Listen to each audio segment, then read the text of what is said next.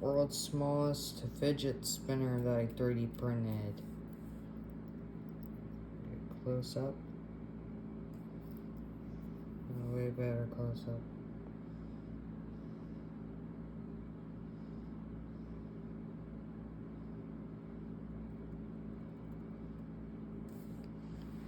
It's a little bit weird how it's made, but it's still nice. It works. Like what you saw in the first few seconds.